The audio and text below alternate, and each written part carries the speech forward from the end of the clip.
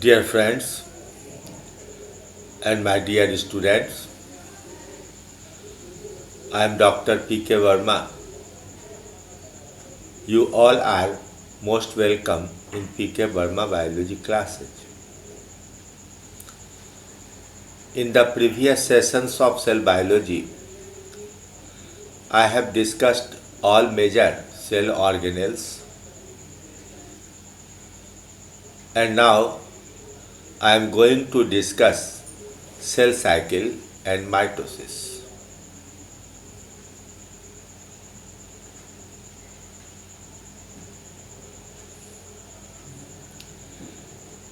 In the actively dividing eukaryotic cells, every event is repeated again and again. That is, on every line of the cell, divisions continue again and again. These changes constitute the life cycle of cell and commonly known as cell cycle. The cell cycle is described mainly on the basis of light microscopic observations. Hence, two major parts, the interphase and the mitosis phase, were recognized earlier. Meiosis does not constitute the cell cycle, as in a germline it can occur only once. Once the cell becomes haploid, it cannot divide by meiosis but can divide by mitosis. In prokaryotes, no such changes can be observed because of absence of nucleus and a definite chromosome. They divide by binary fission, but there is no cycle, no cell cycle in them. Now, let us discuss what is interphase. The time period in between two subsequent cell divisions is called interphase. Earlier, it was called resting phase, which is a misnomer as it means cells are doing nothing. After mitosis, the chromosomes disappear, and the scientists about 100 years ago thought that the chromosomes do nothing and enter into resting phase. But physiologically, the interphase is the most active phase of cell's life. It can be divided into three major steps, G1, S and G2 phase, and all are physiologically very active phases with specific functions. G1 phase is now called first growth phase. S phase is DNA synthesis phase, and G2 phase is the second growth phase.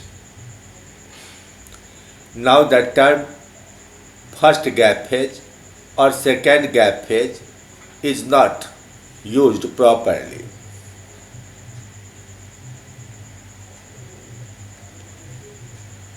This is the cell cycle. You can see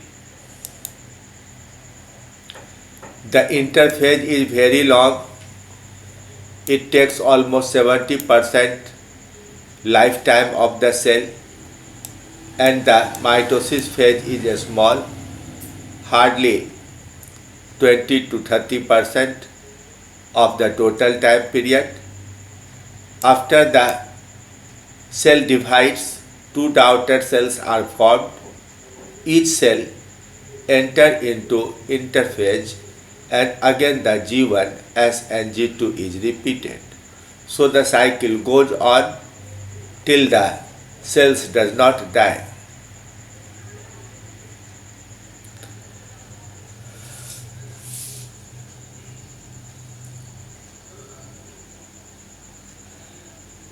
Now come to G1 phase.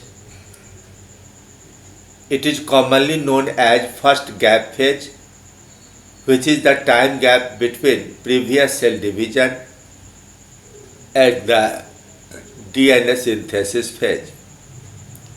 In fact, it is the first growth phase in the cell's life. In this stage, most of the structural genes are expressed, so the synthesis of messenger RNA and protein is maximal. It results into synthesis of protoplasmic constituents and volume of cell increases. The cell organelles also are formed, so the cell gradually becomes mature. The cell differentiation also occurs in this stage. After maturity, the cell does all the normal functions allotted to it during the differentiation. Nerve cells transmitting nerve impulse, or a secretory cell producing enzymes or hormone, or a muscle cell undergoing contraction and relaxation are in G1 phase. It is the most variable stage of cell cycle, which may be almost absent in zygote undergoing cleavage, and it may be as long as our life as in nerve cells which do not divide.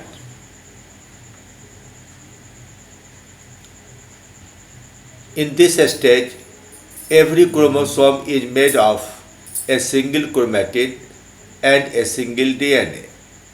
The amount of DNA, therefore, is 2C for the diploid cell. If metabolism of a cell is stopped, the cell cycle is arrested in G1 and it is called G0 phase. But when conditions become favorable and the metabolism is resumed, the cell re-enters G1 phase at the same stage. The memory cells of lymphocytes live in GO phase. Now what is the S phase? After the cells become old enough, activities of the structural genes gradually stop, but genes used for DNA replication become on. An enzyme, cyclin-dependent kinase, becomes active as soon as the protein cyclin is synthesized at the end of G1 phase. The CDK compels the cell to enter into next stage, that is S phase. In this phase, DNA replication or DNA synthesis into two daughter and exactly identical DNA molecules occur. The process of replication is called semi-conservative replication, as described by Watson in 1954. Each DNA molecule is made of double strands which separate, and each single strand acts as template for synthesis of the complementary strand. In this figure, you can see that the two strands of DNA separate, and on both of them new strands of DNA are being synthesized. Therefore, after replication, two identical copies of DNA are made. In each copy, one strand is old and another is new.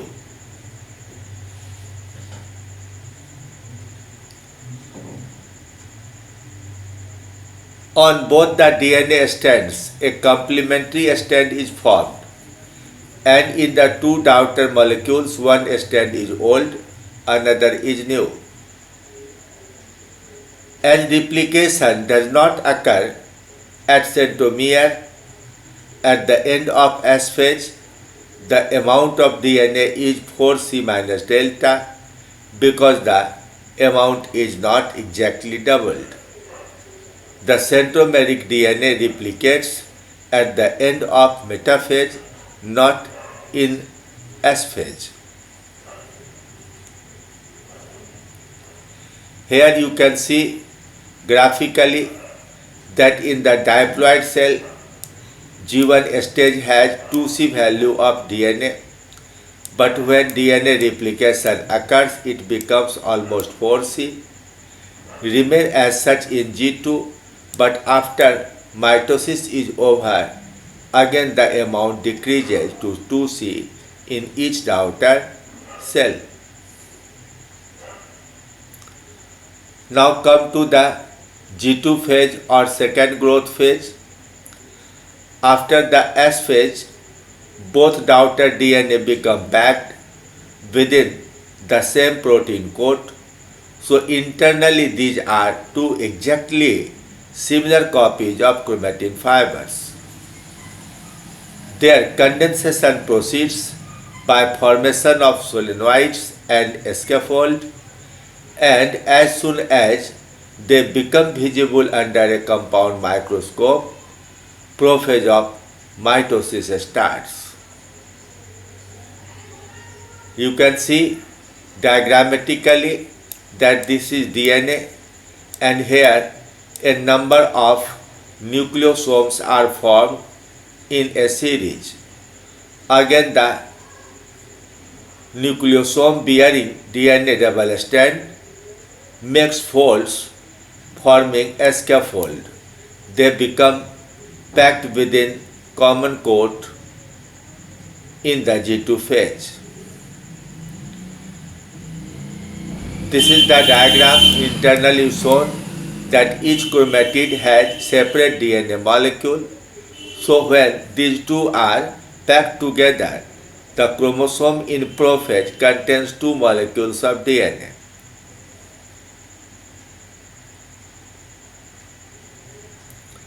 And after mitosis is over, the chromatids separate and form the two daughter chromosomes. These chromatids are not half chromosomes, rather these chromatids are the daughter chromosomes. Now come to study mitosis stepwise.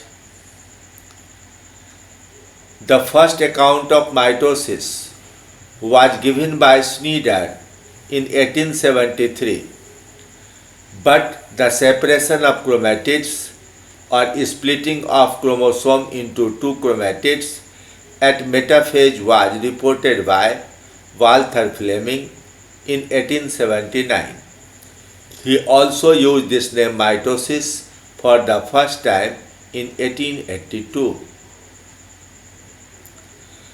Mitosis is such a division in which the cells divide to form two genetically similar daughter cells without change in chromosome number. It can occur in any cell, haploid or diploid. Mitosis phase or M phase begins after a long interphase stage. The former takes 30% time and the latter takes 70% time of the cell cycle. Mitosis phase can be divided into two parts.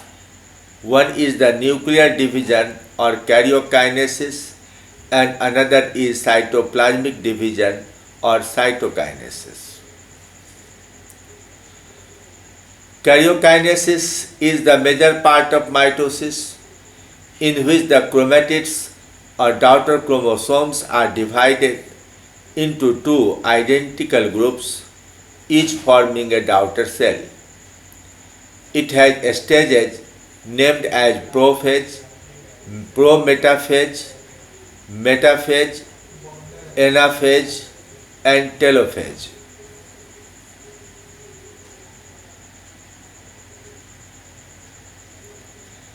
These are the stages of mitosis: prophase, prometaphase, metaphase, anaphase, and telophase, followed by cytokinesis. In prophase, the chromosomes appear as very thin threads within nucleus. They gradually condense to form shorter but thicker threads. The nucleoli become smaller. The centrosome in animal cells divide to form two centrioles and each move away from one another on the long axis of the cell. The nuclear membrane gradually dissolves. In prometaphase, in animals and plant cells, phosphorylation of nuclear lamina causes the nuclear envelope to disintegrate into small vesicles. The microtubules invade the nuclear space and begin to search for and attach to chromosomal kinetochores. This is called open type of mitosis. In fungi, some protista, some algae or trichomonads, a variation called closed mitosis is seen, in which the spindle forms inside nucleus, or the microtubules penetrate the intact nuclear envelope. A kinetochore is a proteinaceous microtubule binding structure that forms on the centromere during late prophase. A number of polar microtubules find and interact with corresponding polar microtubules from the opposite centrosomes to form the mitotic spindle. Although the kinetochore structure and function are not fully understood, it is known that it contains some form of molecular motor. When a microtubule connects with the kinetochore, the motor activates using energy from ATP to crawl up the tube towards the originating centrosome. This motor activity, coupled with polymerization and depolymerization of microtubules, provides the pulling force necessary to separate the two chromatids later in anaphase.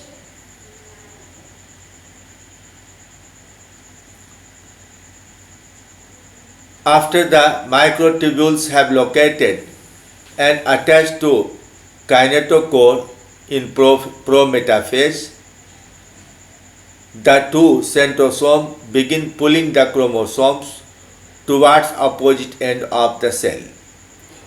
The resulting tension causes the chromosome to align along the metaphase plate or equatorial plane.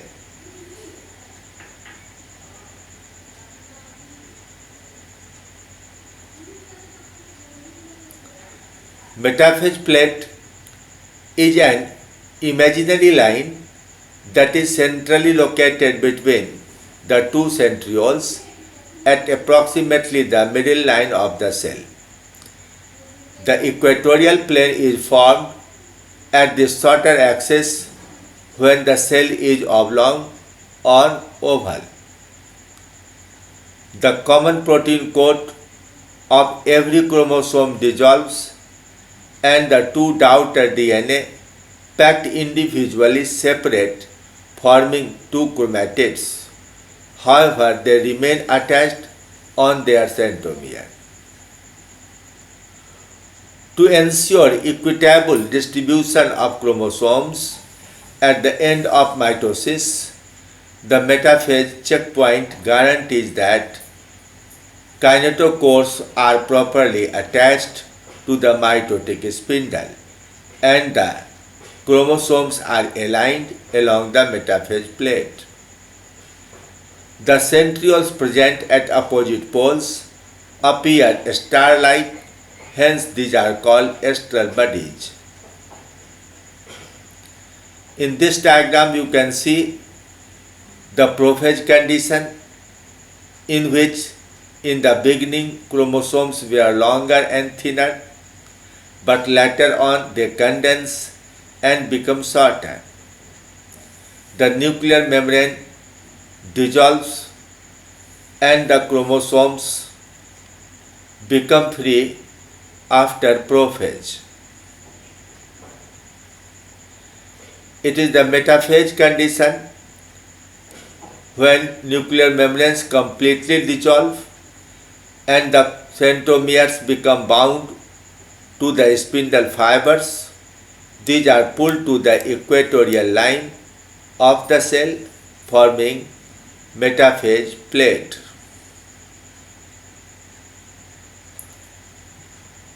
At the end of metaphase, the centromeric DNA replicates and the chromatids separate completely from each other. Thus, the number of chromatids become 4n from 2n chromosomes. The spindle fibers contract fast and pull one chromatid of each type towards one pole and the others to another pole. It is called disjunction.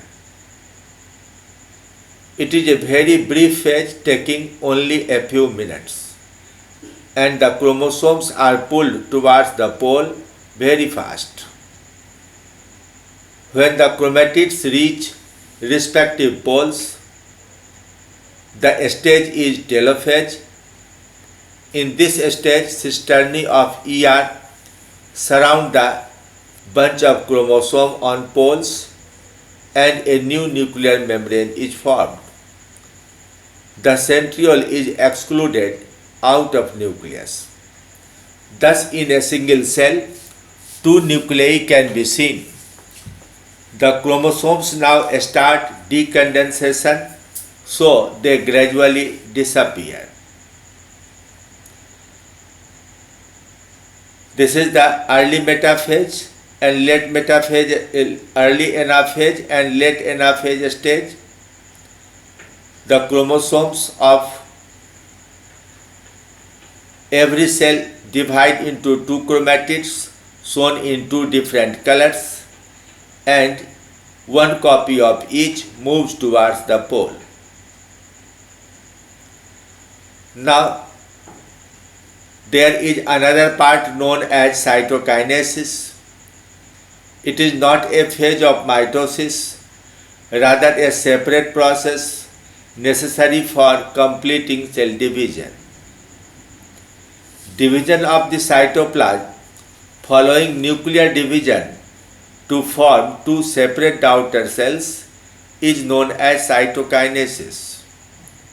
It starts in anaphase as soon as the chromosomes leave equator and is completed after telophase. In animal cells, some contractile protein fibers appear under the plasma membrane at equator. These are like ectomyosin that gradually contract and cause constriction of the cell. As a result of this, a dumbbell-shaped structure is formed. The constriction becomes deeper and deeper till the cell does not divide into two daughter cells. This is the diagram showing how the constriction becomes deeper and the cell divide into two daughter cells. The whole process of mitosis has been shown in this diagram. Prophase, prometaphase, metaphase, anaphase, and lastly telophase. In plant cells, When centrosomes move away from equator, Golgi complex and ER accumulate in two sides of it and secrete new cell wall and plasma membrane. It is known as cell plate formation. In due course, the two daughter cells are formed. The interconnecting old cell wall may dissolve, such as during microsporogenesis and megasporogenesis, but in most tissues they remain attached together and the cell wall becomes thicker. The secondary and tertiary lamella also are formed. In this photograph, the anaphase stage of cell division has been shown in some plant tissue. These are the stages: prophase, metaphase, anaphase, telophase, and two cells.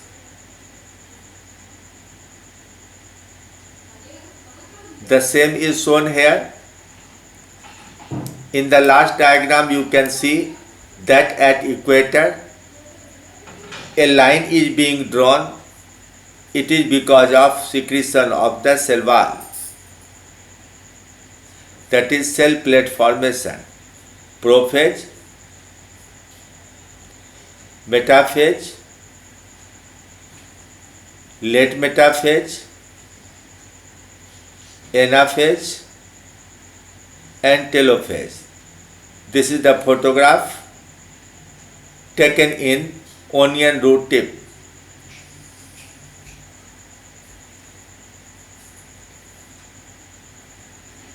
Here you can see the cell wall formation in the middle line of the cell.